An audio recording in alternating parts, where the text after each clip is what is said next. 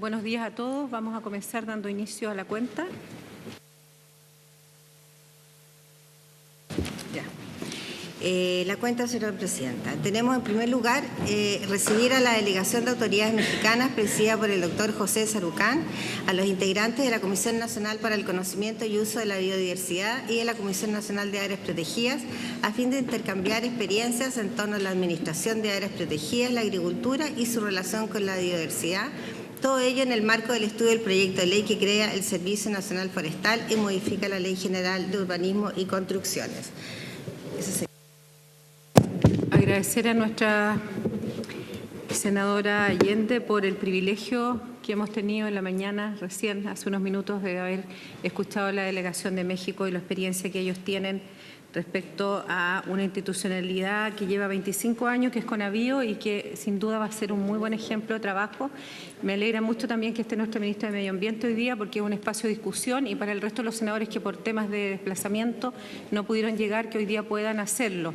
Le vamos a dar el paso a la presidenta de la Comisión de Medio Ambiente, la señora senadora Allende, quien va a relatar brevemente el currículum de quienes van a exponer hoy día. Muchas gracias.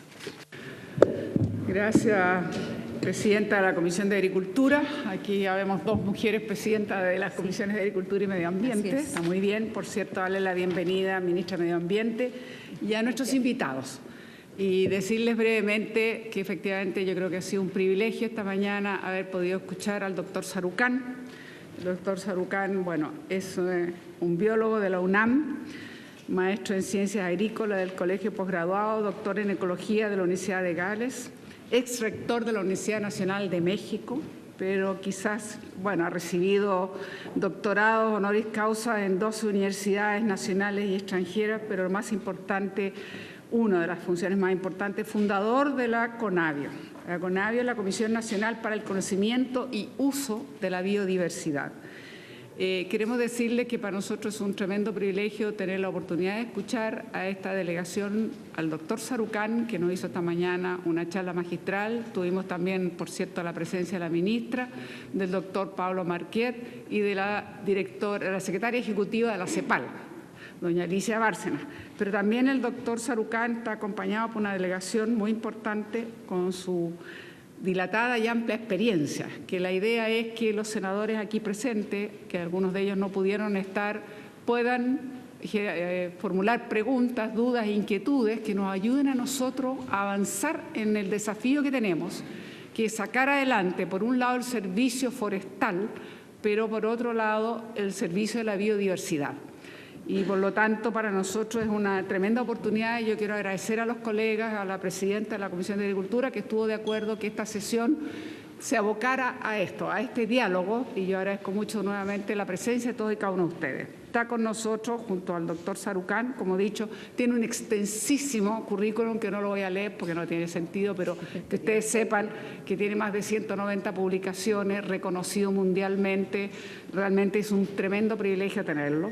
Pero también quiero que sepa que está acompañado de la doctora Patricia Kolev, que es la directora general de Análisis y Prioridades justamente del Servicio de Diversidad. Patricia, muy bienvenida, doctora Patricia Kolev. También de la subdirectora de Evaluación de Ecosistemas, doña Tania Urquiza. Muy bienvenida, doña Tania Urquiza.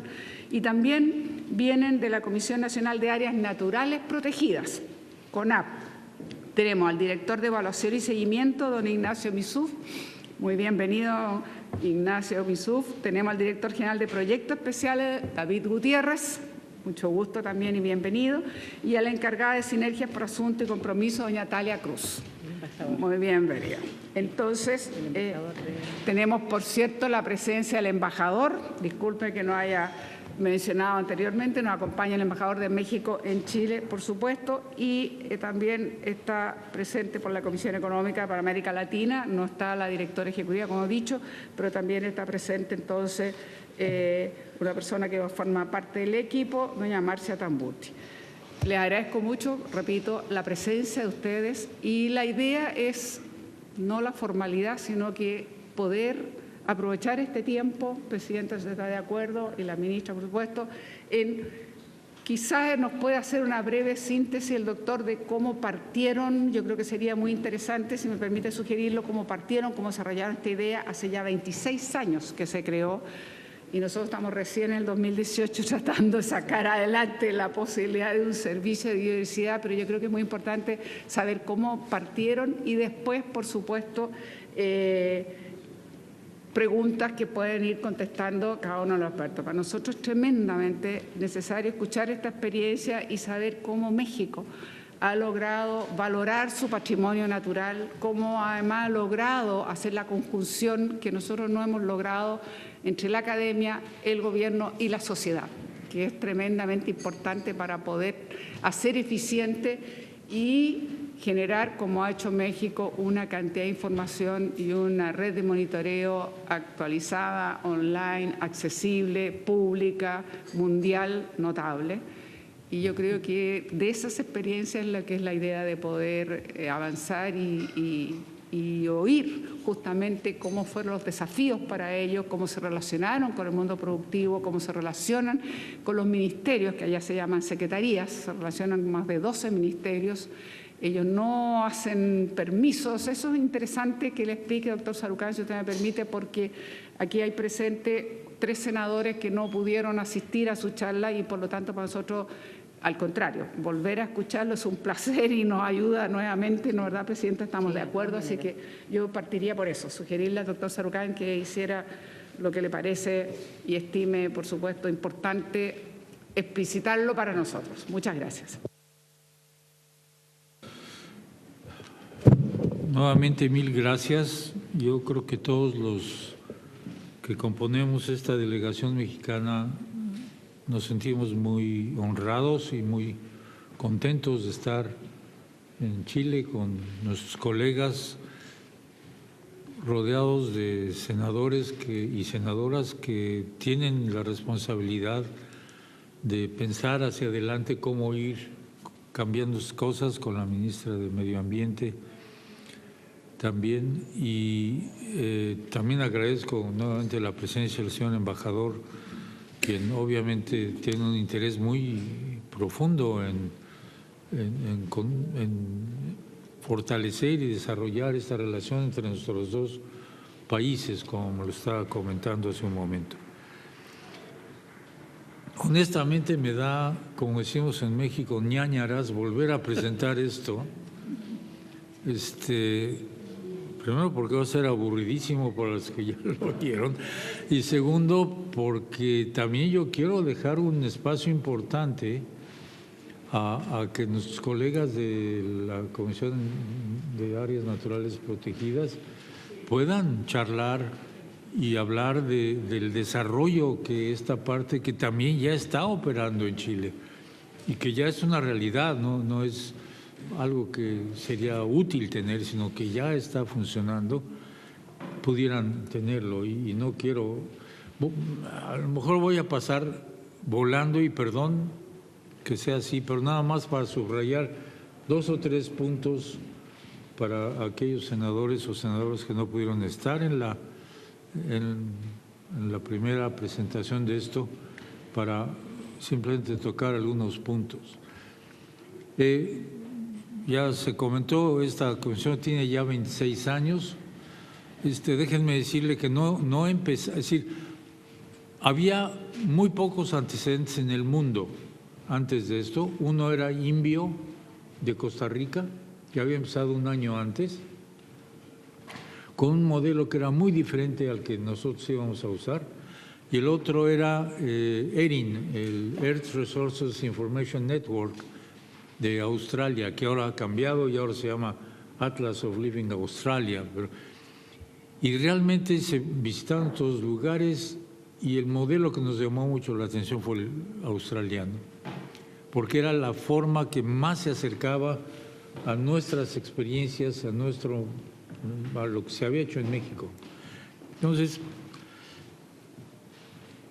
hace 25 o 26 años, esa era toda la experiencia que había en el mundo.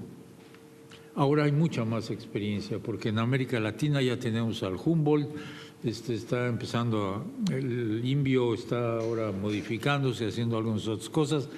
Algunos otros países ya tienen algunas partes de esto empezando a funcionar. Brasil tiene para el Sao Paulo un sistema relativamente similar. Ya hay, y además se ha ganado mucha experiencia en este sentido. Lo que quiero decir con esto es que sí, a nosotros nos ha tomado 26 años estar aquí, pero déjenme decirles que la primera oficina de Conavio fue un Volkswagen para 3 personas, porque eran las 3 personas con las que inició Conavio. No había dinero, no había presupuesto, no había nada ese primer año. Ya que tampoco necesita uno tener toda una enorme parafernalia para empezar con esto. Pero ahora ya hay experiencia e información, particularmente para el área americana, latinoamericana particularmente, que ya está lista y es el famoso low hanging fruit, ¿no? La fruta muy al alcance con la que se puede avanzar muy rápidamente. Esta es una cosa que hay que tomar en cuenta. El otro punto es que, como está ahí dicho, y lo comentó la senadora Allende, desde un inicio, antes incluso de la existencia de la Secretaría de Medio Ambiente, la primera Secretaría de Medio Ambiente, Recursos Naturales y Pesca, que fue echada a andar por una bióloga también, Julia Carabias, decidimos que Conavio no debería tener funciones de regulación, de dar permisos, de nada de este tipo. Porque lo que queríamos es que la función central, única, y es la que ha mantenido a Conavio, era generar la información científica de la mejor calidad posible para la toma de decisiones por los tomadores de decisiones. ¿Quiénes son los tomadores de decisiones? Bueno, pues, obviamente la gente que está en instancias gubernamentales, federales, estatales, municipales, pero también las ONG, las organizaciones no gubernamentales, y la gente que vive en el campo y del campo, y gentes que organizan y que quieren producir y que quieren hacer cosas bien. Ese era nuestro propósito y yo creo que es algo que es esencial. Tener un sistema de información exclusivamente para un pequeño grupo de la sociedad mexicana o de la sociedad chilena, cualquiera que sea, los tomadores de decisiones, pero nada más tomadores de decisiones, o la academia, o nada más la academia, no es útil, porque se vuelve una cuestión, se vuelve un ejercicio académico.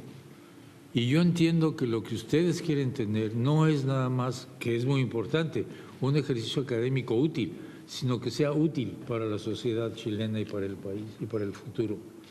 Y esto yo creo que es algo que se debe tener en la mente. El otro punto que yo comentaba es que, y eso lo vivimos en México, había muchos miembros del Congreso, diputados, senadores, que sostenían que primero habría que desarrollarse y luego cuidar el medio ambiente, ¿no? Y esto es una falacia. Es perfectamente posible ir a la par en el desarrollo social y económico del país y al mismo tiempo cuidar la matriz ambiental sin la cual no hay desarrollo. Punto. Espero no ofender a los economistas, si es que hay economistas aquí. Los economistas no acaban de entender que el capital que tiene un país más importante es el capital natural, porque es la trama que sostiene todo el demás desarrollo. Yo no quise entrar en detalles y cuando digo esto lo digo con dolor, siempre lo digo con dolor. Ya hicimos el experimento en el mundo de qué pasa si en la misma región, igual, con el mismo clima, los mismos suelos, la misma geología, etcétera, convertimos la mitad de ese territorio en prácticamente una zona de pérdida total de los recursos naturales, del capital natural, y en el otro lo mantenemos relativamente bien, completo, etcétera. Ya hicimos el experimento, ya existe el experimento en el mundo, y se llama la isla dominicana, la isla de Santo Domingo. Una mitad es Haití, la otra mitad es la República Dominicana. Y nada más pensemos qué pasa cada vez que tienen un desastre, ya sea un desastre que no tiene nada que ver con el clima ni nada, como un terremoto, o cuando pasa un huracán, la dimensión de los daños sociales, económicos, humanos que ocurre en un lado de la isla y en el otro, y la capacidad de recuperarse de esos daños que existen en un lado y en el otro de la isla. No quiero entrar en detalles porque me duele comentar lo que ha pasado ahí, pero ya tenemos el experimento, la humanidad ya hizo un experimento, no por diseño ni por nada, sino por las circunstancias de los dos países en la misma isla. Yo creo que ya no necesitamos más evidencia de que ese capital natural, esa trama natural es absolutamente esencial para el desarrollo, para las oportunidades, para las opciones futuras de la sociedad y de un país. Por eso esta cuestión de la biodiversidad no es nada más una cuestión de, ¿cómo se llama?, de interés o de curiosidad útil o moderna o del día, sino que es una cuestión central. Acabamos por una cortesía, de alimentarnos con biodiversidad hace un momento. Lo hacemos todos los días, todas las mañanas, todos los días que comemos, nos alimentamos de biodiversidad porque somos parte de la biodiversidad, dependemos de ella para vivir. Y esto no es algo que está claramente en la mente de la gente. Lo hacen naturalmente todos los días, pues si no se hubiera muerto de hambre. Pero porque es una cosa tan natural, ya no se entiende la dependencia absoluta que tenemos de ese sistema natural del que dependemos totalmente. Y no lo valoramos consecuentemente porque no nos damos cuenta de lo que significa esto. Y entonces en la valoración de las cuentas nacionales esto no aparece. Y por eso a veces digo que nuestros colegas economistas tienen una enorme ignorancia de esto porque simplemente no toman en cuenta que este es un valor enorme. Y no por monetizar los recursos, ni los servicios, ni nada, que es muy difícil, sino para darse cuenta que en la naturaleza, en las leyes que rigen a este planeta y esta naturaleza, eso es absolutamente esencial y no lo podemos cambiar. Es decir, no podemos inventar un planeta en el cual estas leyes de la naturaleza, la gravedad, etcétera, se modifiquen. Sí podemos modificar los sistemas económicos, sí podemos reorganizar las formas en que el país se desarrolla y demás cosas, porque son invenciones humanas.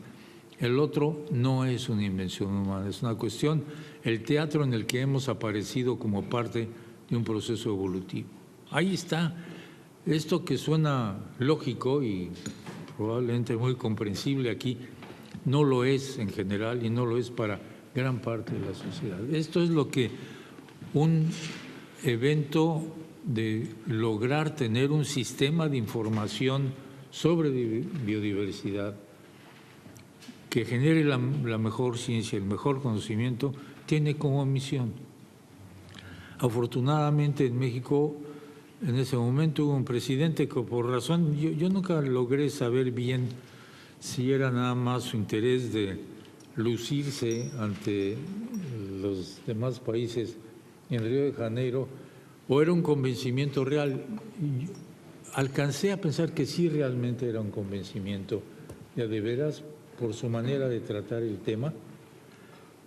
Pero bueno, tomó la decisión de pedir consejo. Yo en ese momento era rector de la UNAM, sabía que yo era biólogo, sabía que yo estaba muy metido en estas cosas por haber sido director del Instituto de Biología, que contiene las mayores colecciones científicas biológicas del país. Y me dijo, deme una idea de que podemos llevar a Río de Janeiro como una contribución mexicana a este esfuerzo. Y bueno, ahí, como decía Alicia Bárcenas hoy, los planetas los vi alineados y hubo la sugerencia de este asunto que él tomó, nos dio carta blanca para desarrollar el asunto. Esto no es fácil que ocurra, es una cuestión muy circunstancial, no es la forma en la que uno esperaría que este tipo de cosas se den en cualquier país. Se dieron ahí de esa forma. En otros lugares se van a dar de otra forma o se han dado de otra forma. No, hay que aprovecharlas y hacerlas Es decir, no hay una fórmula única de iniciar estas cuestiones, depende de muchos otros elementos. Pero cuando hay la preocupación de esto, y me satisface mucho que esta preocupación se esté dando en una soberanía como el Senado de Chile. Bueno, esto es un elemento muy importante. En ese momento era nada más el presidente de la República, los demás no tenían la menor idea de este asunto. Aquí hay una idea mucho más socializada del asunto. Esto hay que aprovecharlo y realmente utilizarlo para que esto ocurra. La academia debe ser el otro elemento participante muy importante. No hay forma de desarrollar un sistema de información sobre lo que sea, en este caso sobre biodiversidad, si la academia no está comprometida a hacer que su conocimiento, su investigación permanente en la que sale, la publican en los journals del campo importantes, reciban reconocimientos, forman estudiantes, etcétera. Eso solo sirva para algo si no se traduce y no se traslada a su utilización para el beneficio del país. Y esto es algo que tiene que ocurrir con la participación de la academia, pero también tiene que ocurrir con la aceptación del sistema gubernamental, porque si tampoco lo acepta, pues podrá haber toda la información del mundo, pero se va a quedar con una información académica, no una información que tiene efectos sociales. Yo creo que estas son algunas de las lecciones pues, que uno podría sacar de la experiencia que hemos tenido en un cuarto de siglo ya. Y desde luego, el otro elemento esencial es que si la sociedad, nadie le dice nada acerca de estas cosas, está en el aire en ese sentido. No hay una traducción de esa información, como lo decía hoy. Traducción quiero decir adecuación de la información a los niveles distintos de uso de las áreas de la sociedad, desde los niños para hacer sus tareas escolares, pues, ¿no? El segundo usuario más importante en términos de grupos sociales de nuestra página son niños. De veras, tenemos 65,000 usuarios diarios en promedio en la página, 65,000. Muchos repetidores, muchos nuevos, pero se dan cuenta del impacto que esto realmente puede tener. Desde luego hay trozos de la población que no tienen estos elementos a su alcance y no pueden hacerlo. Bueno, tenemos otras formas de llegar a ellos también. Pero esto hay que hacerlo desde los pequeños hasta cómo traducirle a un secretario de Medio Ambiente o a un director de cierta área esa información y la relevancia que tiene y el impacto que puede tener para que se pueda traducir en política pública. El final de este esfuerzo es qué tanto estas cosas inciden en las reglamentaciones, en las regulaciones, en las políticas públicas para un país. Si eso no ocurre, nos estamos quedando en el ámbito eminentemente académico. Muy lindo tener mucha información, pero ¿qué beneficio está dándole a la gente? ¿Qué beneficio está dando al país y a las generaciones futuras? Esto es verdaderamente crucial y es la importancia de por qué tener algo de este tipo en un país. Por eso creo que su inquietud en ese sentido de veras debe resultar en un organismo que de la forma más independiente posible, independiente quiero decir sin sesgos políticos, sin intereses de ningún tipo, es decir, las cosas son así, si se hace esto ocurre tal cosa, si se hace esto ocurre tal otra cosa, y que los responsables de las diferentes áreas tomen la decisión. Esa decisión no puede ser tomada por este sistema de información, porque entonces ya mezclamos intereses y la independencia y la objetividad de la información se pierde. Esto hay que mantenerlo a toda costa para que sea útil. Si queremos pretender, pues se puede hacer de otra forma, pero si queremos que sea realmente útil, eso es lo que hay que hacer. Y yo creo que, hoy comentaba hace un momento, yo considero esto como un tripié. en el que si una de las tres patas falta no se mantiene, y las tres patas son el gobierno con un interés claro de sostener esto y usar la información que el sistema genera, la academia que provee información cada vez más pertinente a las finalidades del sistema de información, no nada más para sus intereses lo pueden hacer para sus intereses muy particulares, pero también al mismo tiempo generar el tipo de información. Y tercero, la sociedad a la que hay que instruir para que se vuelva una cosa muy importante, una colaboradora de ese proceso, y hablábamos de ciencia ciudadana, pero el valladar más importante para exigir que los gobiernos a cualquier nivel hagan las cosas como lo tienen que hacer para el mantenimiento de ese capital natural. Si no lo hacen ellos, va a ser muy circunstancial que esto ocurra y ese capital natural, esa trama, se va a ir perdiendo con daños muy serios para las siguientes generaciones. Yo diría que esas son algunas de las lecciones que esto da. ¿Para qué sirve esa información? Bueno, yo di una serie de ejemplos, no sé si es conveniente que los hable ahora. ¿Sí? ¿Quieren? ¿De veras? Yo me voy a permitir decirle que sí, porque yo anoté 18 funciones que ustedes tienen, las anoté porque me parecieron relevantes. O sea, la cobertura de acciones que se pueden desarrollar son inimaginables. Entonces, yo le pediría un esfuerzo y por lo menos irlas nombrando y mostrando, porque de verdad para quienes no tuvieron la oportunidad de estar hoy día en la mañana es muy valioso entender la importancia que tiene la institucionalidad de biodiversidad. Si no se entiende la aplicación, es difícil darle la envergadura que tiene. Ahora, voy a pasar muy rápidamente. Una cosa que es muy importante es que toda la información que sale de aquí tiene dos elementos muy importantes. La participación de toda la comunidad académica pertinente para eso del país. Eso es lo que pasa con Conavio, lo cual genera dos cosas muy importantes. Una credibilidad sobre la información muy alta, porque no es la opinión de una persona o tres personas sentadas alrededor de una mesa, sino de toda la comunidad académica que trabaja sobre el tema. Entonces, sí, pueden equivocarse, pero caray, las probabilidades de que se equivoquen no son muy grandes, ¿no? Porque hay un consenso, hay una opinión y se dan los puntos de vista de decir, bueno, esta es la opinión, puede haber otros problemas o estos otros, pero esta es la opinión general. Esa es una. Y dos, que la academia se siente parte de ese proceso, no como algo que hace un ministerio o un grupo aislado y al cual pues valoran a ver si estuvo bien o estuvo mal. Son parte de ese proceso, se vuelven integralmente parte de ese proceso. Y estas son dos cosas muy importantes para hacer. Yo comentaba que el Sistema Nacional de Información sobre Biodiversidad, ¿qué es lo que es Conavio? Básicamente se podía llamar de esta manera, pero es un nombre un poco incróspito, no es bonito. Mejor llamar una Comisión Nacional para el Conocimiento y Uso de la Biodiversidad. No nada más conocerla, sino cómo diablos la uso para mantenerla y para beneficio de la gente.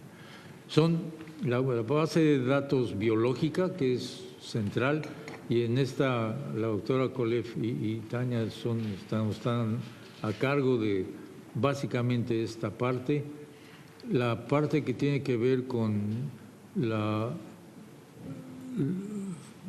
expresión espacial de esa información, porque eso es indispensable, si no sería una especie de directorio telefónico que no sabe uno, necesita un mapa para saber dónde está la casa. Bueno, eso hay que expresarlo muy claramente y para eso se necesita una capacidad importante ¿cómo se llama?, de escribir espacialmente esa información. No nada más dónde están las especies, sino en qué climas están, en qué suelos están, con qué otras especies están. Esto es muy importante. El desarrollo de herramientas de manejo bioinformático, de análisis, que tienen que hacerse local. Esto tuvimos que hacerlo desde cero. Toda la herramientología, vamos a ponerlo, desarrollada en Conavio se hizo en casa. Esto no puede uno ir a comprarlo a alguna cosa de software, lo tiene que hacer uno ahí mismo y desarrollarlo ahí mismo. ¿Por qué? Pues porque le da a uno además la capacidad de irlo modificando. Nuestro sistema de manejo de esa información, del inicio como era, ahora ha evolucionado enormemente y se ha podido hacer porque nosotros lo estábamos haciendo. De otra manera tenemos que estar dependiendo que alguien adaptar estas cosas, nos diera nuevas herramientas, etcétera, y eso no ha sido el caso. Pero esa experiencia ya está, y es comunicable, y es transferible, y eso que nos tomó mucho tiempo, ahora se puede transmitir en meses a quien sea que lo quiera usar. Eso es una gran ventaja, ¿no? Y finalmente el hecho, y esto lo vuelvo a repetir, de la fortaleza de la información que proviene de la participación de un gran contingente de la comunidad académica para que Conavio dé resultados y publique los resultados de los proyectos que sostenemos. Conavio ha sostenido económicamente muchos de las fuentes de información con recursos como si fuera CONICIT, pues, o CONACYT, como le llamamos nosotros, para esta área. Y claro, esa información nos ayuda mucho. Está el crecimiento, ahorita tenemos casi 14 millones de datos, de especímenes, y esto va a crecer todavía más en los siguientes años. Las aplicaciones, la primera de ellas fue hacer una evaluación de los ecosistemas de México. Fue el primer país que hizo una evaluación de este tipo tan integral y tan completa después del Millennium Ecosystem Assessment que se acabó en el 2005, 2006, por ahí. Nosotros 3 años después o 4 lo hicimos para México y muy pocos países lo han hecho para su propio país, ¿no? México fue el primero en hacerlo. Esto ya está al día, cada día surgen modificaciones, adiciones, nueva información sobre esa assessment de los ecosistemas diariamente, y esto es algo que Pati, Colef y Tania han estado metidas ahora y que van a mantener al día permanentemente en Conavio, ¿no? Fue mucha gente, 750 personas participaron en esto y no es toda la comunidad académica de México. Y todos lo hicieron pro bono, nadie cobró por hacer esto. Esa capacidad de convocatoria es importante también para lograr la participación de la gente. Bueno, es el herbario virtual. ¿Para qué sirve? Pues simplemente para hacer donde tengo huecos de información, ¿no? Ahí están los huecos de información. Ahí puedo poner el dinero si es que me interesa. Pero no es nada más para todas las plantas, se puede hacer para un género, el género Solanum. ¿Por qué? Pues porque Solanum me interesa por las papas. Ahora quiero saber cuántas especies silvestres de papas tengo aquí y dónde podrían estar, y ahí meto dinero para conocer si tengo otras posibles especies silvestres. La gama de cosas que se puede hacer con su información es prácticamente interminable. Lo mismo se puede hacer para especies en peligro de extinción, para conocer sus áreas de distribución sin tener más colectas, pero también se puede hacer para especies, como decía yo, de valor económico, como los agaves para el mezcal, pero lo pueden hacer para una serie de otras cosas, para generar dónde deberían estar las nuevas áreas naturales protegidas.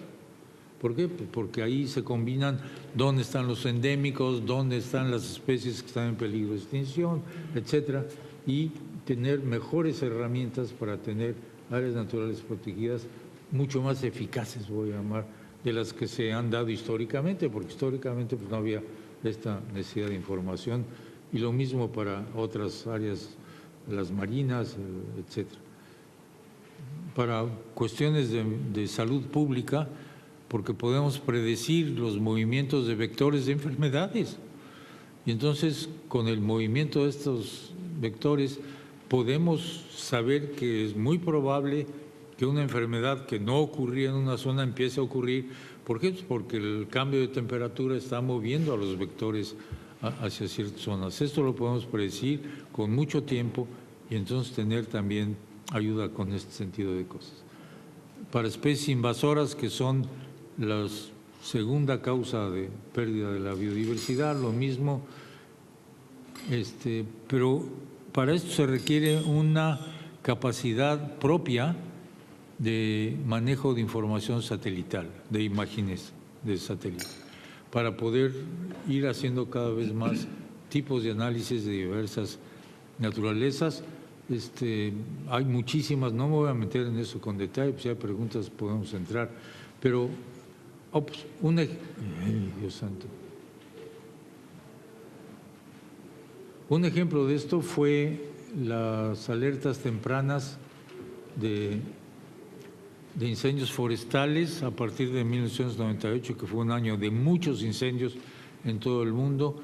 Logramos, no voy a entrar a la historia, pero logramos darnos cuenta que requeríamos nosotros tener esa capacidad de análisis para ahora casi en tiempo real mandar información a todos los estados de la República, a las gentes que tienen la responsabilidad de combatir incendios forestales. 20 minutos después de que pasa el satélite ya saben que tienen en su estado, por decir algo, un incendio en tal lugar, porque llega con toda la información de sistemas de información geográfica, con precisión dónde está el incendio, qué áreas, qué caminos hay para llegar, qué torres de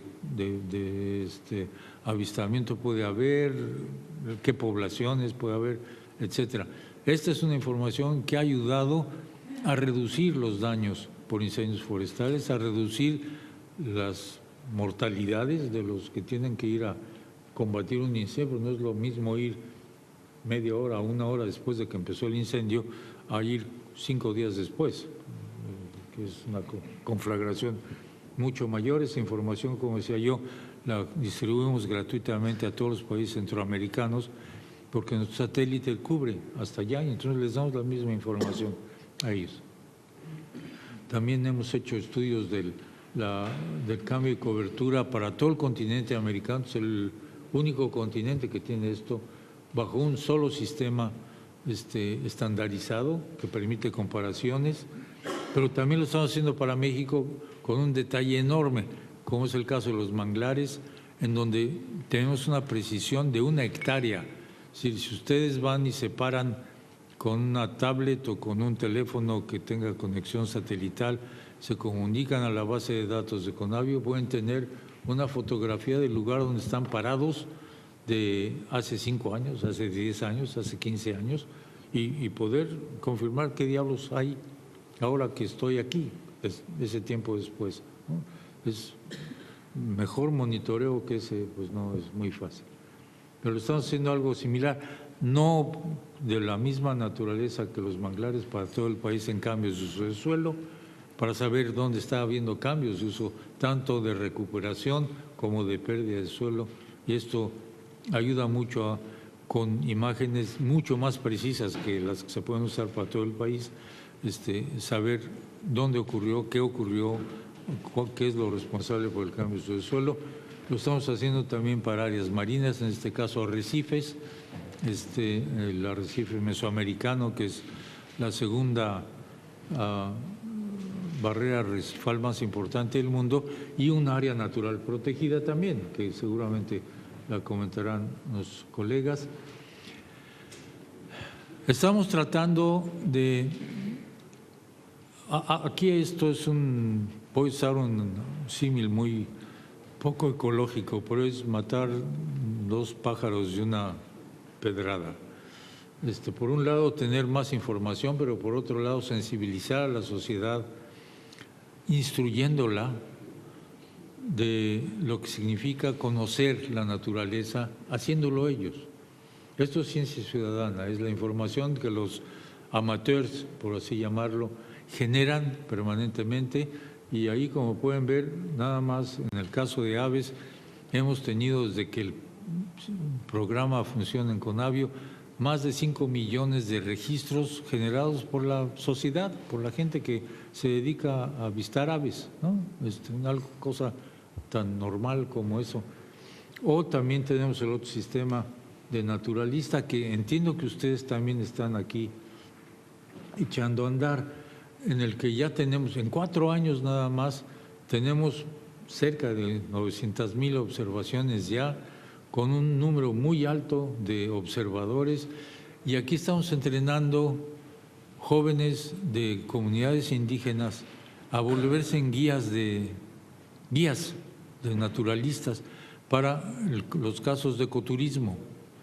Entonces, de tal manera que cuando llegan turistas a estas zonas que son ricas en vegetación, pues no nada más los lleven y digan esos arbolotes, sino les digan este árbol es fulano de tal, esta ave es fulano de tal, ahí hay un reptil que se llama tal, y tengan la capacidad de realmente de transmitir a esos turistas y ganar, por lo tanto, y tener un oficio con el cual pueden ganar dinero. Eso es algo que estamos también moviendo de manera muy importante.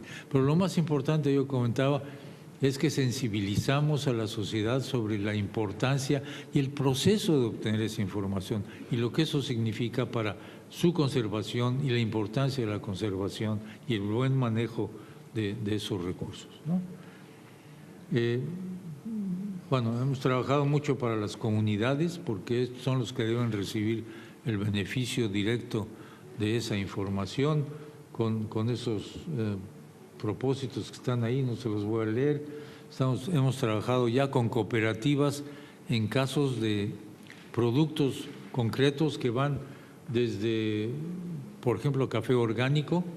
México es el principal productor de café orgánico del mundo. Estos son manejos amigables con la biodiversidad, porque el café orgánico es café de sombra, se hace bajo la selva o bajo los bosques, lo cual quiere decir que hay que mantener las selvas o los bosques, y esto es una manera de conservar los ecosistemas de esa zona con un beneficio, hasta ecoturismo, de generar acciones de ecoturismo con los habitantes de ahí, no con Hilton Chains, sino con los habitantes que viven en esas regiones, que ellos establecen hoteles boutique, ellos los manejan, la gente que está ahí son quienes trabajan en el hotel, atienden a la gente, ahí formamos también los turistas, los guías de turistas, es decir, es toda una gama muy amplia de este tipo de actividades. Estamos llevando ese esfuerzo al nivel de los estados de la República, son 32 estados en el país, ya tenemos 27 engarzados con el gobierno, la academia y la sociedad, a generar primero una evaluación de la biodiversidad del Estado. Ya tenemos trabajos realmente importantes, no son cuestiones triviales, de descripciones de la diversidad biológica, los ecosistemas, la diversidad genética de cada estado.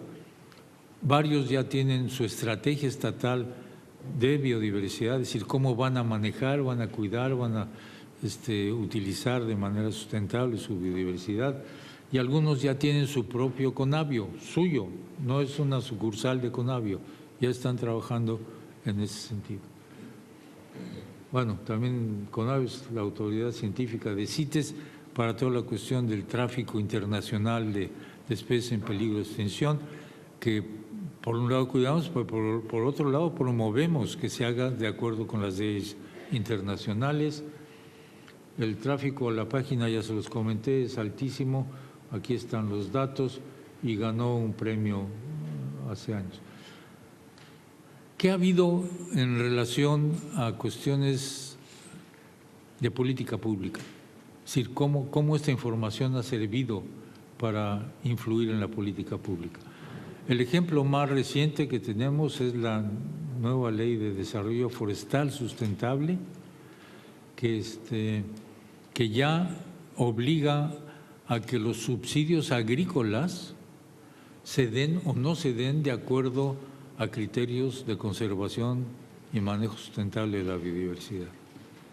Es decir, un subsidio agrícola positivo que se puede dar, por ejemplo, para producción agrícola es café orgánico, es establecer café orgánico en el bosque manejando el ecosistema, pero también teniendo un ingreso económico.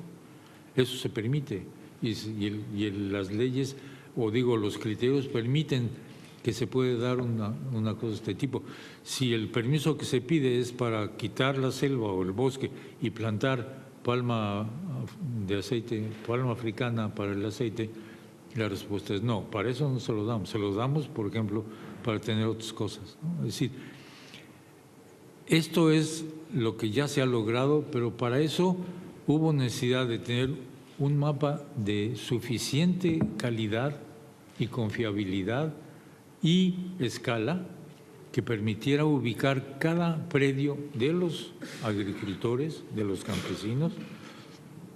Se piden entre 150,000 y 200,000 solicitudes de subsidio a la Secretaría de Agricultura simultáneamente, y si uno no puede contestar eso en cuestión de segundos, el sistema no sirve. Y eso es lo que pudimos hacer. Entonces, ahora llega un campesino y dice, yo tengo el predio en estas son las coordenadas, quiero hacer tal cosa, se meten los datos y viene la respuesta de si es dable o no es dable el subsidio. Esto es una herramienta fantástica, yo creo, para compatibilizar, por un lado, el buen desarrollo agrícola y la buena frontera agrícola con la conservación del capital natural del país, ¿no? Aquí está el mapa para todo el país y este es un acercamiento para el sureste de México. Esto ya está en la ley y los subsidios para el año próximo no se van a poder otorgar si no es con el uso de estas dos herramientas. También ha habido sentencias de la Suprema Corte que se han basado en la información ambiental, en este caso de Conavio y de la CONAMP, para marcar jurisprudencia de la importancia de la conservación de áreas naturales protegidas, de tal manera que no venga una cosa de dominó, de que como una sí se pudo quitar, pues todas las demás ahora vamos a litigar para que se quiten. Eso es muy importante. Ahí está.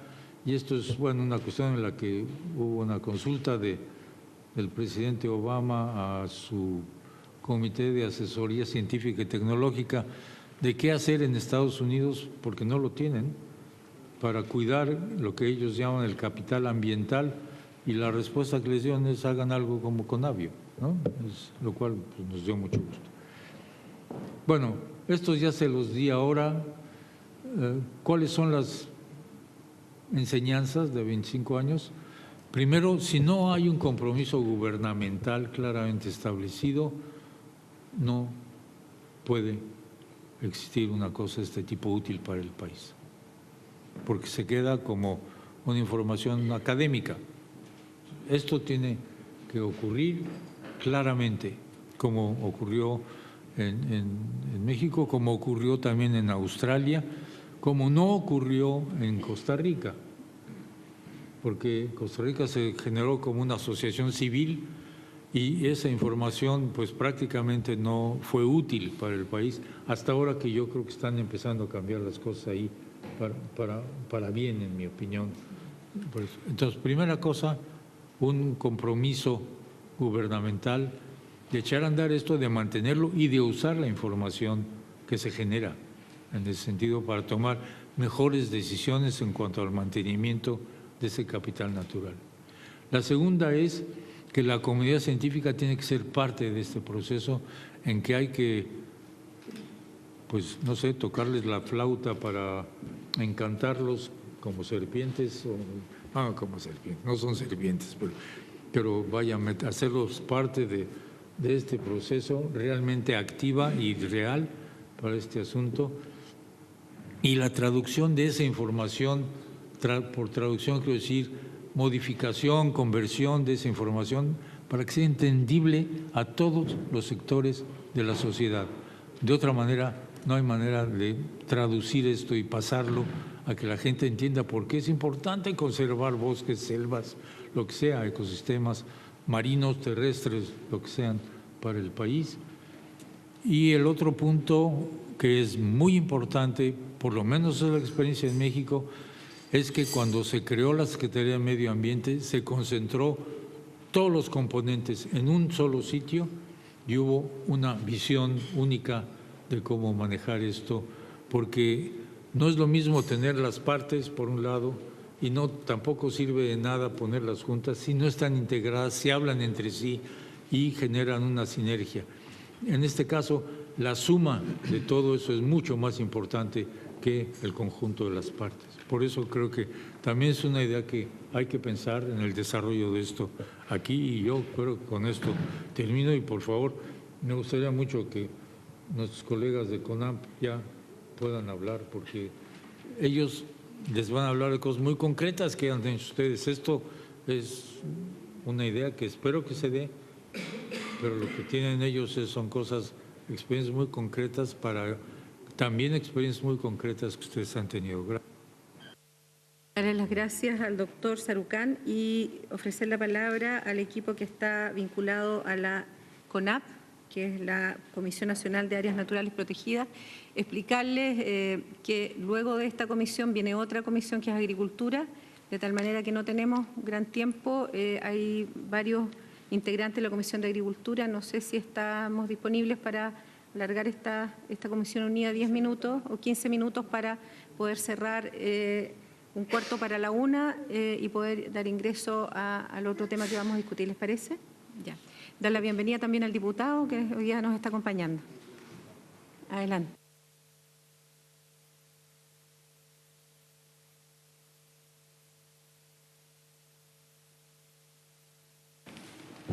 Muy buenas tardes.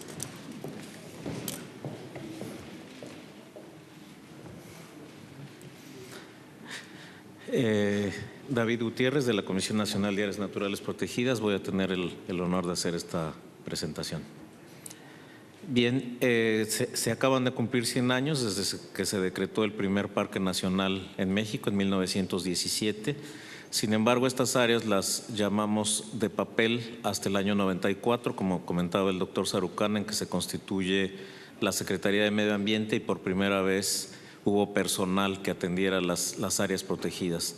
Antes se habían decretado muchos parques nacionales, siguiendo el modelo de los Estados Unidos, más enfocados a la recreación, en bosques templados, y no es sino hasta los años 90 que se constituye esta secretaría.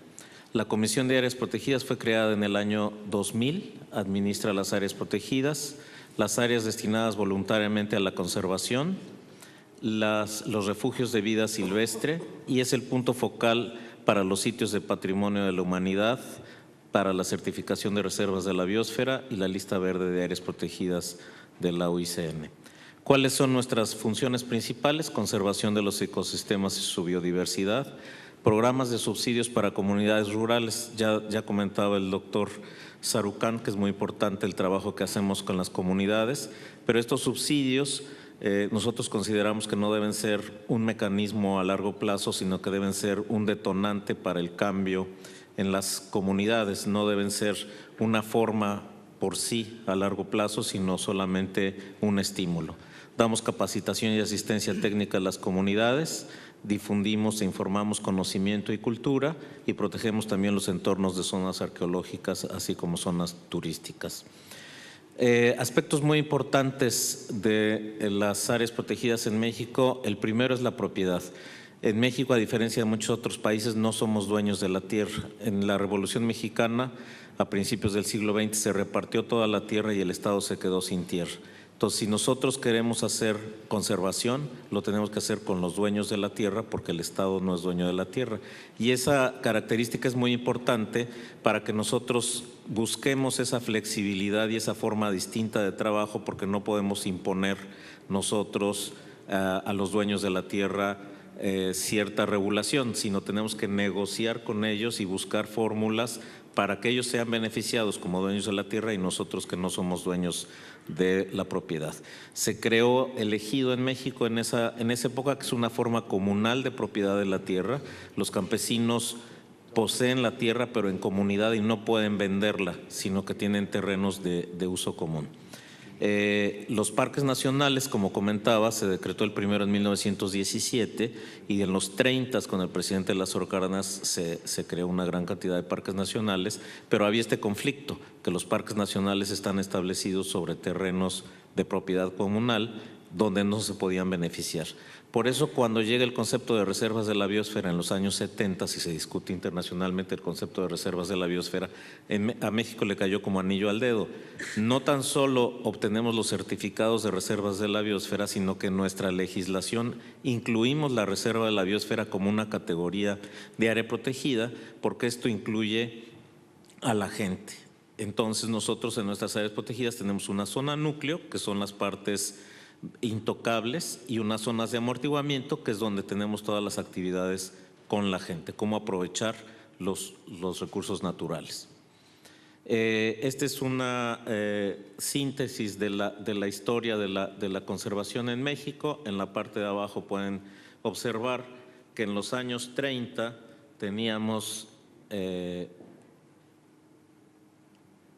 esta parte donde se creó el Departamento Forestal de Caza y Pesca, que tenía una orientación más cinegética, después la Secretaría de Agricultura y Ganadería en los años 40, y en los años 70 empieza a haber todo un cambio, donde teníamos la Secretaría de Asentamientos Humanos y Obras Públicas, donde había una dirección de obras en parques nacionales. No era de administración de parques nacionales, era de obras en parques nacionales, y una Secretaría de Asentamientos y recursos hidráulicos, donde se atendían las zonas protectoras forestales.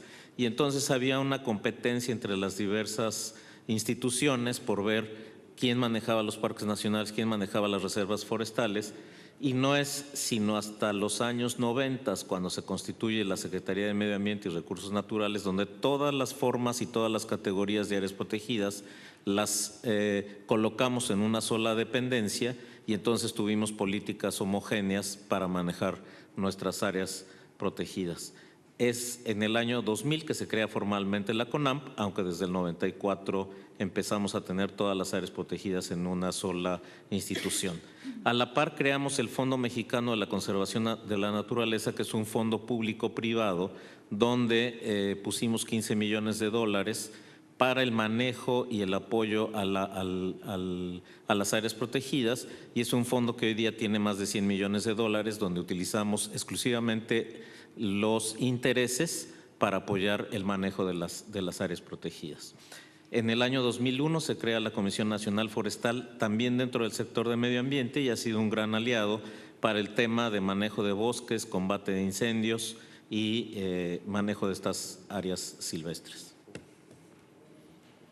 Bien, tenemos 182 áreas protegidas en 6 categorías principalmente. Estas son las federales, 3 más restrictivas, que son los parques nacionales, monumentos naturales y santuarios, que son principalmente playas tortugueras, y 3 donde la participación de la gente es muy importante, como les comentaba, que son las reservas de la biosfera, las áreas de protección de recursos naturales, que protegen principalmente las cuencas hidrológicas, y las áreas de protección de flora y fauna. Es un mapa de cómo tenemos actualmente la distribución de las áreas protegidas. Las áreas destinadas voluntariamente a la conservación, los particulares pueden establecer voluntariamente un área protegida en sus terrenos, y nosotros las reconocemos como gobierno como un área de interés de la Federación. Les damos un certificado, pero se considera un área natural protegida de interés de la Federación. Lo pueden establecer los privados, las comunidades. Tenemos 407 áreas voluntariamente destinadas a la conservación, y son más de 500,000 hectáreas en el país. Los refugios de vida silvestre están orientados principalmente a especies. Toda nuestra zona económica exclusiva es un área de protección para las grandes ballenas, todos los mares de México, y además tenemos una para la vaquita marina en el Alto Golfo de California, para el tiburón ballena en el Caribe y para la tortuga amarilla en el Pacífico. En cuanto a las metas de Aichi, como hemos ido creciendo, en esta administración decretamos varias áreas naturales protegidas para continuar con el crecimiento, para el cumplimiento de las metas de Aichi.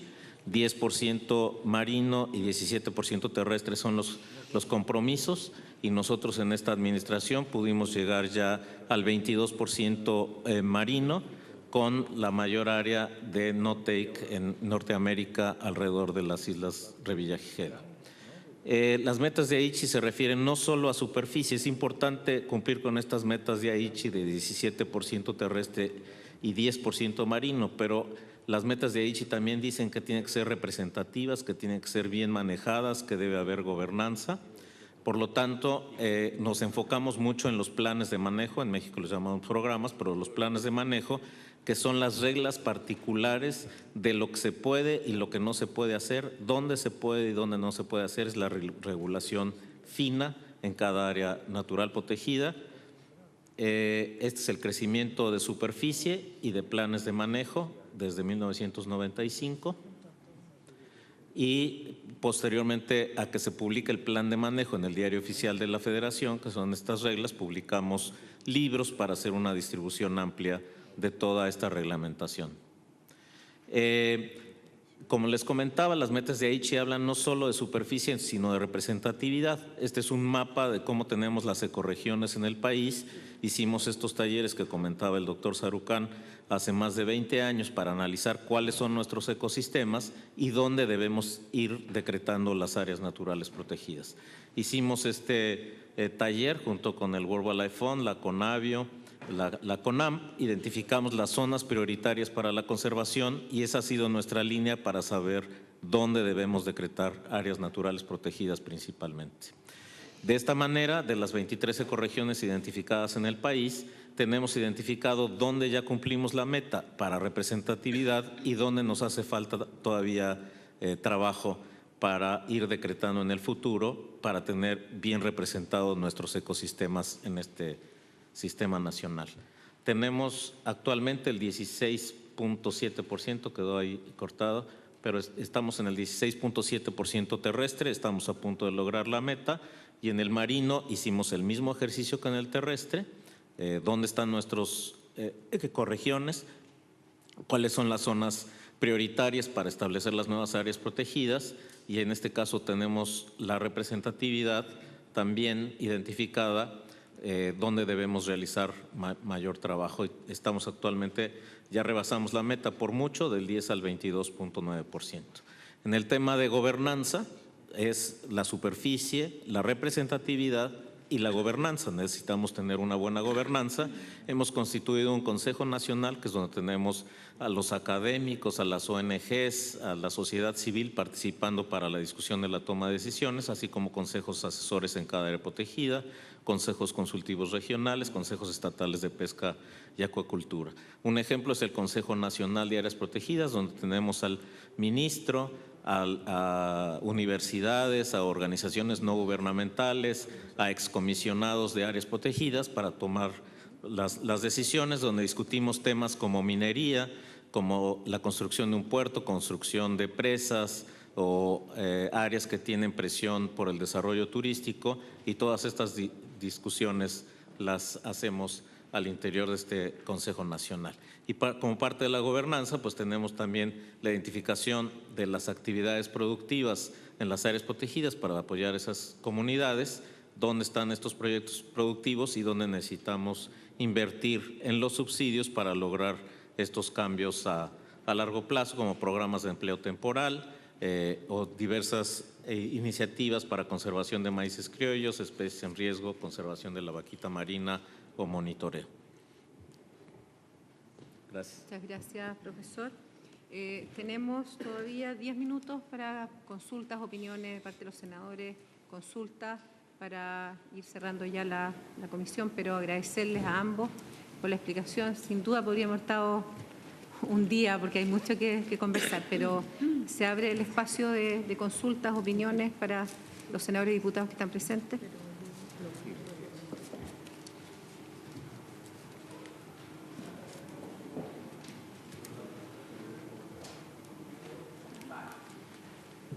Senadora Jimena Orden.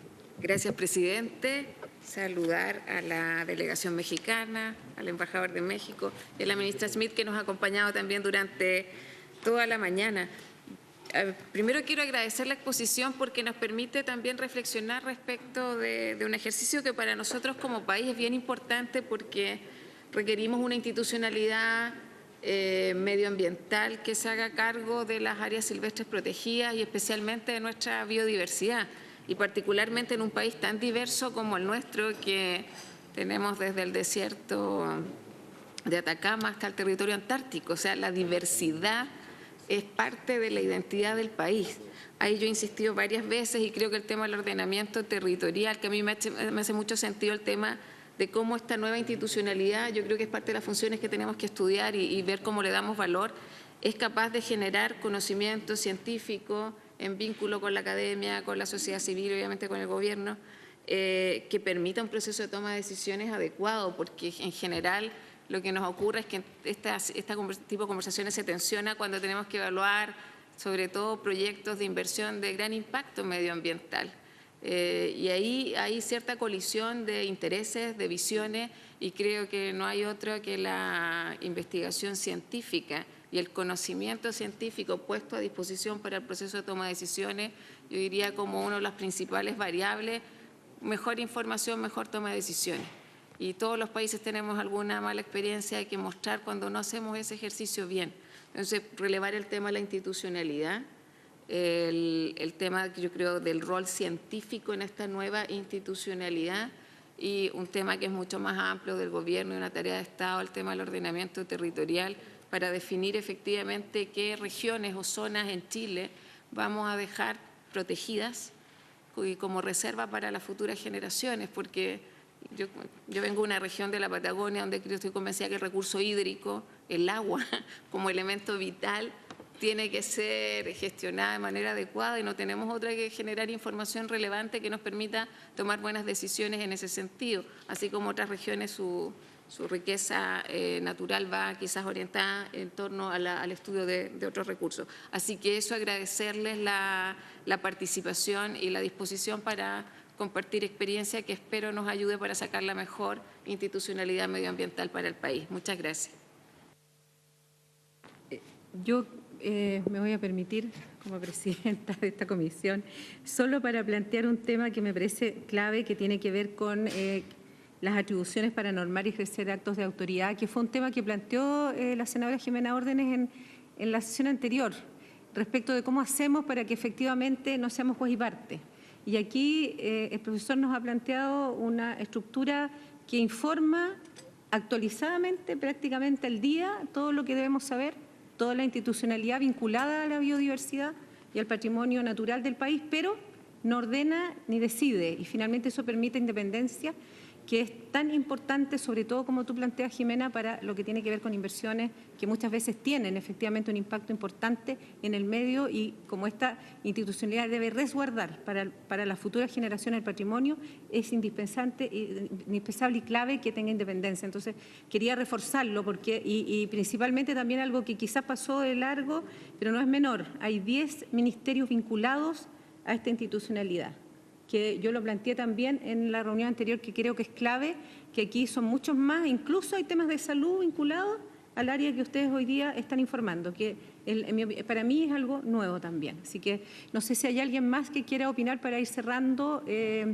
esta sesión que ha sido extraordinariamente fructífera. Volver a reiterar mis agradecimientos por la iniciativa, porque creo que cuando tenemos una base concreta de la cual opinar, cuando todos tenemos los conocimientos para efectivamente opinar, podemos entender también la importancia que tiene la institucionalidad de biodiversidad y seguir defendiendo que no es un tema si es CONAF o la institucionalidad de biodiversidad, sino que efectivamente cómo hacemos que cada una sea mejor para el servicio de la comunidad y del país.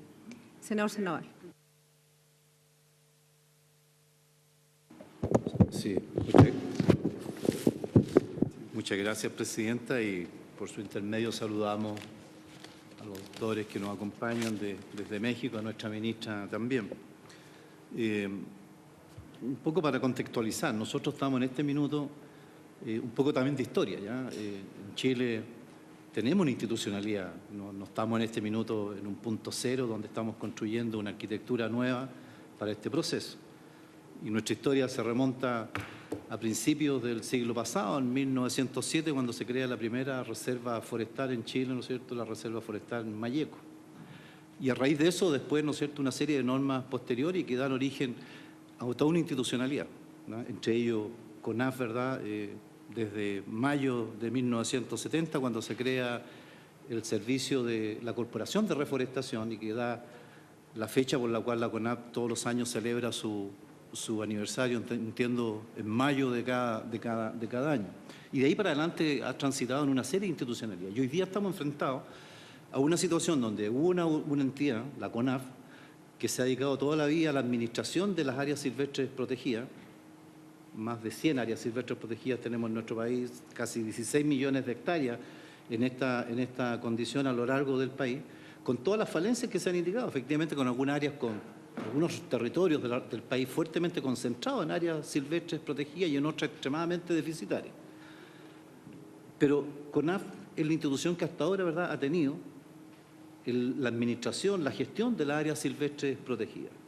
Y hoy día, en este nuevo proyecto de institucionalidad, se crea una variación en este sentido y se crea un servicio de la biodiversidad y áreas protegidas que se aboca a la gestión, ¿verdad?, de estas áreas protegidas que históricamente lo ha llevado adelante la CONAF. Y CONAF, propiamente tal, se transforma en un servicio forestal con funciones vinculadas al mundo forestal, evidentemente, pero hay allí no sé si hay un símil, qué es lo que pasa en México respecto de esta situación.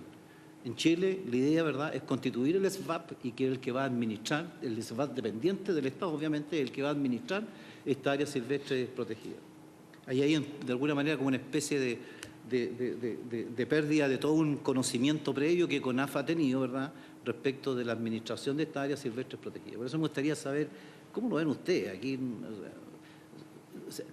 porque el área silvestre protegida, evidentemente, que están en una fase de definición a través de esta ley o a través del Servicio de la Biodiversidad y Áreas Protegidas, el SVAP, y la CONAF, ¿verdad?, que se transforma en un servicio público de carácter orientado también a algunas materias de fomento forestal, de manejo de ley del bosque, en fin. ¿Cómo ven ustedes esta cosa, en realidad? Porque vemos una institucionalidad pública con dos servicios, el servicio forestal y el servicio de la biodiversidad, y entre medio algunas variaciones. No sé cómo lo ven ustedes en México este proceso, ¿verdad? Gracias, presidente. Gracias, senador. Vamos a cerrar hoy día con la última intervención de la senadora Allende y damos gracias a cada uno por la participación hoy día en este espacio. Un poco lo que estaba recién señalando el senador Sandoval, yo creo que es importante conocer un poco la experiencia de ustedes, cómo transitaron entonces hacia el Ministerio de Medio Ambiente, como CONAF. Yo creo que esto es útil para nosotros saberlo. Por otro lado, la semana pasada la ministra de Medio Ambiente nos hizo una exposición y con, digamos, una demostración neta que en Chile tenemos las áreas protegidas repartidas en una infinidad, no en una infinidad, pero en diversas instituciones, CONAF desde luego, pero no la única. Ministerio de Medio Ambiente, Ministerio de Bienes Nacionales, de Economía, con Cernapesca, en fin, incluso Cultura, cuando se declara un santuario. O sea, tenemos a lo menos como 6 instituciones distintas y eso es una de las razones que justifican y le dan fundamento a la creación de un servicio, más allá del profesionalismo con que se pretende que empiece a trabajar, sino que no podemos seguir teniendo una verdadera y real protección cuando se tiene todo esto disperso. Eso es lo primero. Y lo segundo, bueno, yo creo que es interesante escuchar entonces la experiencia de ustedes, cómo transitaron hacia el medio ambiente. Yo creo que eso de las áreas protegidas, digamos, que no eran parte del medio ambiente al medio ambiente. Yo creo que eso es bien importante. Eso sí, que yo por lo menos no comparto cuando se dice vamos a perder una experiencia, porque los trabajadores que han estado durante todos estos años responsables de la protección de estas áreas pasan a este nuevo servicio. Entonces yo no entiendo cómo se va a perderse, al revés, ellos son parte de este nuevo servicio y por tanto no se puede perder una experiencia, si son los mismos trabajadores que van a tener la continuidad en este nuevo servicio. Y obviamente no me voy a meter al tema de los derechos porque eso lo hemos discutido, evidentemente que ningún parlamentario estaría dispuesto a que eso tuviera una pérdida o significar una merma, digamos, en sus condiciones laborales. Entonces, eso es lo primero. Yo creo que sería sumamente interesante. Y lo segundo, rescatar brevemente, porque una de las cosas que lo señalaba el senador Monte al inicio, algo también lo dijo la ministra, en fin, no ha sido fácil. En Chile este es un tema como que recién está empezando a hablarse más de la biodiversidad. La gente sabe muy poco. y no logramos como captar lo importante que es defender nuestro capital natural y el aporte que significa como sociedad humana y para la sobrevivencia, incluso la supervivencia. O sea, no lo logramos, y no solo eso, sino que pareciera existir una contradicción entre conservación, preservación y desarrollo económico, y nunca lo valoramos. Ese es el punto que yo creo que nos explicaba el doctor Sarucán. Yo creo que es súper clave valorar la importancia que tiene incluso como potencia el crecimiento y el desarrollo. En lugar de verlo como contradictor, más bien tenemos que verlo como justamente un instrumento valiosísimo para la potencia. Yo creo que eso también es muy importante, un poco la experiencia de ustedes, cómo lograron que la sociedad se fuera haciendo parte, o por lo menos sensibilizando y conociendo más sobre lo que significa el capital natural, lo que significa el patrimonio natural y por qué es tan importante, porque es algo que por lo menos yo siento que en nuestro país se maneja poco, la gente no lo sabe, y entonces como lo desconocido es como que uno no se siente en condiciones de apoyar algo que no conozco ni sé bien para qué, ni mucho menos se le ve la cantidad de usos concretos, directos y aplicaciones como las que latamente nos enseñó el doctor Sarucán.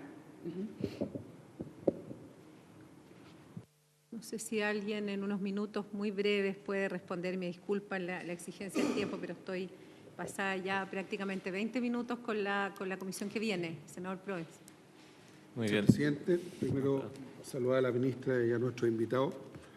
Dos consultas muy simples. Revisando la página de ustedes, recién veía que el financiamiento ustedes lo manejan en un fideicomiso privado.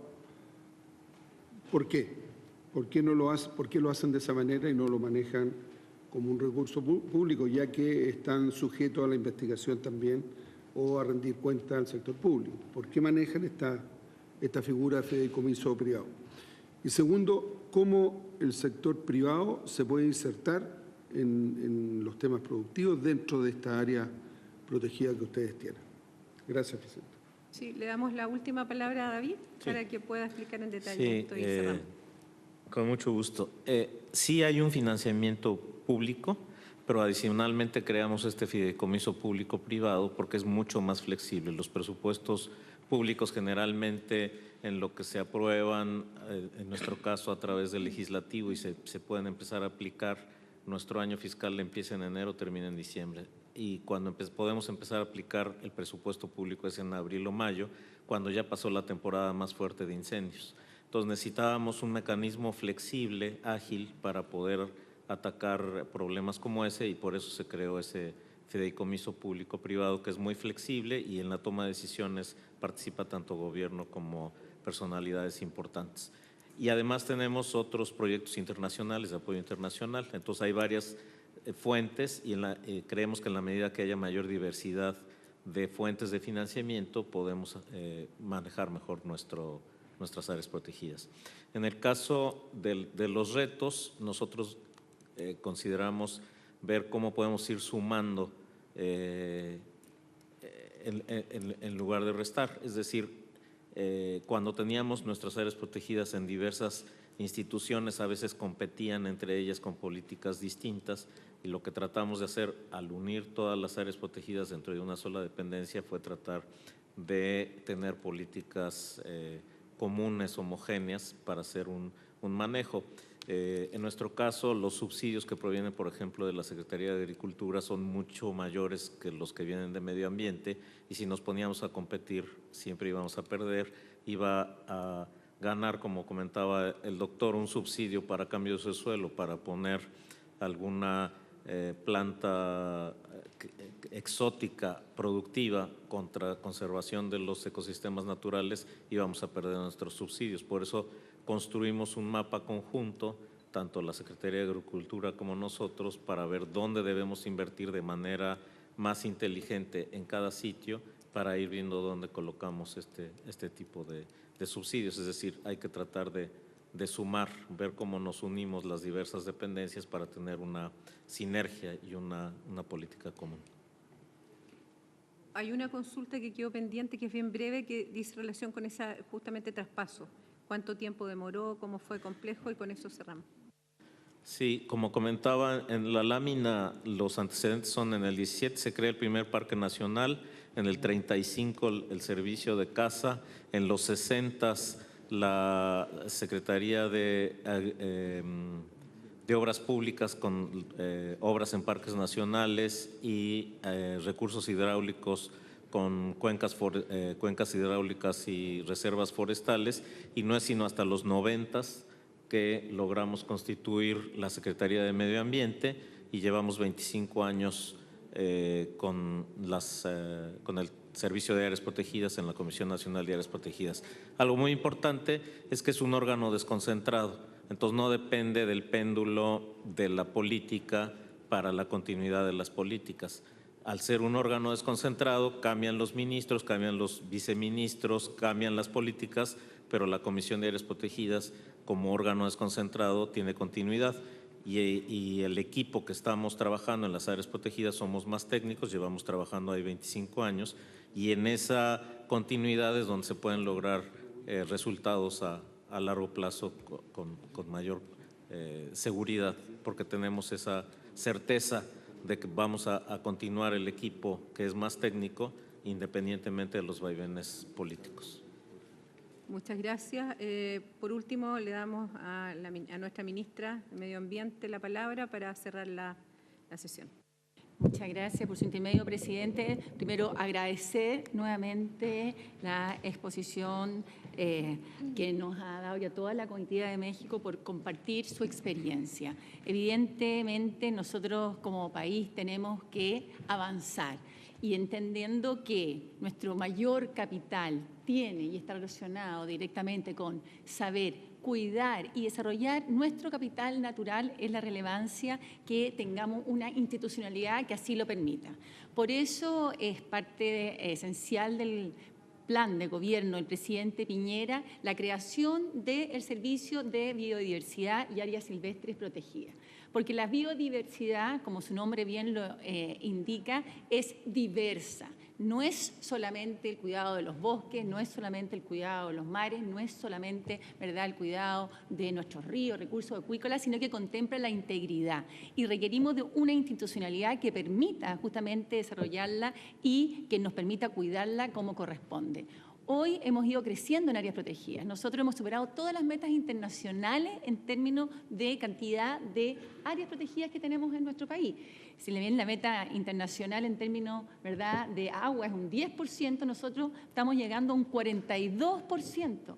En el tema de tierra también superamos ampliamente, pero esta ha venido creciendo no en base a una inteligencia científica de dónde debemos, ¿verdad?, desarrollar esas áreas silvestres protegidas y áreas protegidas en general, sino que en base a donaciones que han hecho distintos particulares, sin un análisis centralizado que nos permita tomar mejores decisiones basadas científicamente. Y eso hace que tengamos zonas en que no tenemos, ¿verdad?, ninguna protección, y otras que tenemos absolutamente protegidas en una cuantía gigantesca. Entonces, para eso necesitamos un servicio de biodiversidad y área protegida, y es tan clave que podamos sacar adelante estas dos institucionalidades. No se pierde el conocimiento y la experiencia de todas aquellas personas que han participado y que hoy participan en cuidar algunas de nuestras áreas protegidas, ni en la CONAF, ni en Cernapesca, ni en las instituciones que hoy día están cuidándolo, sino que por el contrario se integra para que podamos dar un mejor uso y un mejor cuidado de estas áreas. Así que yo agradezco a todos los miembros de la comisión, agradezco justamente aquí a nuestros expositores que tienen una experiencia avanzada. Ellos llevan 25 años con una institucionalidad integrada que ha permitido participar en las distintas áreas de su país para el correcto uso, manejo de las áreas protegidas y de la biodiversidad que, como bien señalaba el doctor, no hay una desconexión y ni puede ser esta mirada contrapuesta en lo que es desarrollo y lo que es el cuidado de nuestro capital natural. Tienen que estar íntimamente integrados porque no hay verdadero desarrollo si este no es sustentable y si este no cuida de nuestro mayor capital, que es nuestro capital cultural, o sea, ambiental. Así que agradecida y vamos a trabajar fuertes todos en esta materia para sacarla adelante. Gracias, ministra.